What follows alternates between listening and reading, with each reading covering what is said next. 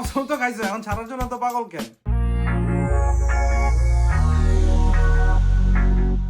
কি অবস্থা সবার? আজকে কথা বলবো সাকিব খানের জিঞ্জিরা ভার্সন খ্যাত প্রিন্স মামুন আর ছাত্রীদের চোখের ময়লা ব্লু ফেরি লায়লা।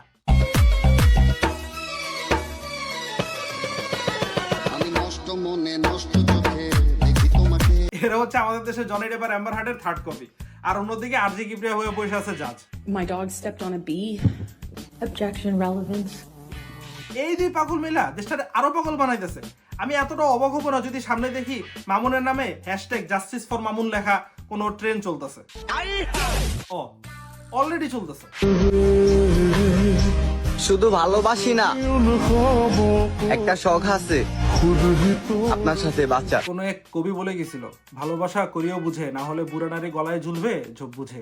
লাইকিতে ক্রিঞ্জ ভিডিও করে হয়েছে যার শুরু, নিজেকে সে দাবি করে টিকটকের গুরু, আর নিজের ভিডিওতে হয় না যখন কোনো ভিউ, আমার নামে বদনাম করে কাঁপাতে আসে ফর ইউ। আন্টি তো সেই রোস্ট করছে, পুরাই আগুন। মামুন আজকে মেরে আমার চেহারা কি বানাই দিছে, আমার পেজ ডিলিট করে দিছে আমি জানি। তাহলে যারা এদেরকে চিনেন না তাদের জন্য বলতেছি, কি করেন ইন্টারনেটে? আর যারা চিনেন তাই কাজ কাম নাই। এরা ইন্টারনেটের ওই কীট পতঙ্গ যাদেরকে যতই ফিল্টার করেন না কেন আপনি, এরা আপনার ফিডে এসে নাচবেই। তাই যেহেতু সরাইতে পারতেছি না, তাহলে একটু এনজয় তো করতে পারি। এ হচ্ছে আব্দুল্লাল মামুন, একে প্রিন্স মামুন, যে নাকি লাইভ ভিডিও করে মাসে 5 থেকে 12 লাখ টাকা কামায়। I just have one question, कौन है ये लोग, कहां से आते हैं ये? যাই হোক, এই মিষ্টি বালক প্রেমে পড়ে তার থেকে 3 গুণ বয়সে আর 10 গুণ ওজনে বড় লায়লা আক্তার ফারহাদ, একে ব্লু ফেরি লায়লা। লায়লা আক্তার ফারহাদ, লায়লা আক্তার ফারহাদ, লায়লা আক্তার ফারহাদ, আক্তার ফারহাদ। নো ওয়ান্ডার মিষ্টি বালক প্রেমে কেন পড়ছে। কথায় আছে ভালোবাসা বয়স দেখে না, কিন্তু এরা ভালোবাসা দেখে হচ্ছে ভিউ দিয়ে। ভিউ পাইলে এরা লিঙ্গও দেখবে না। তা না হইলে এত কিলাকিলি এত মারামারির পরও একসাথে থাকে কেমনে? তার মধ্যে তো মামলা একটার উপর একটা চলতে আছে, আর যেমন তাদের মামলা চলে তেমন তাদের ভিউ চলে, তেমন তাদের লাইফ চলে। আমাদের পার্সোনাল ওরকম কোনো সম্পর্ক নেই আগের মতো। এখন আমরা একজন আরেকজনের কোলাবোরেশন পার্টনার, একজন আরেকজনের ওয়েল উইশার। আর নিউজ মিডিয়াদেরকে বলি, ভাই আপনাদের কি আর নিউজ নাই? দেশে নিউজের এত অভাব। আবার ওর অনেক প্ল্যানিং ছিল, অনেক ধরনের।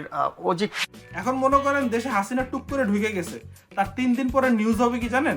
লায়লাকে প্রেগন্যান্ট করলো এই বাচ্চা ছেলে প্রিন্স মামুন, এখন লায়লার দায়িত্ব নিবে কে?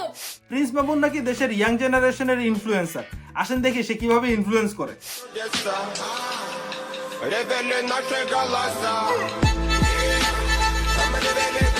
এই যদি হয় ইনফ্লুয়েন্সের অবস্থা, রাস্তা ভাঙ্গাই থাকুক, আরো ভালো হবে। আরে বাবা, এদিকে মামনি লাভার, এই হচ্ছে মেন কাহিনী।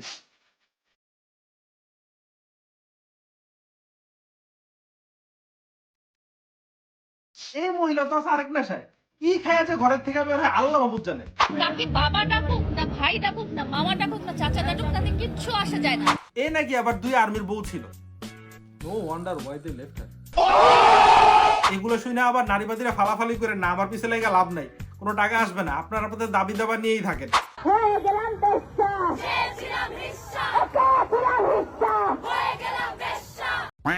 এই দুই পাগল মিলে দেশের আরো পাগল বানায় ছাড়তেছে। আর অন্যদিকে ল এনফোর্সমেন্ট চিন্তা করে, জীবনে এত কষ্ট করে পড়ালেখা করছি কি এই বালের কেস এত দূর করতে? এরা ভাই দেশে 2-4 দিন পর পর রিলেভেন্স থাকার জন্য এগুলো কইরেই যাবে, আমাদের সামনে এগুলো আসতে থাকবে, কিছু করার নেই।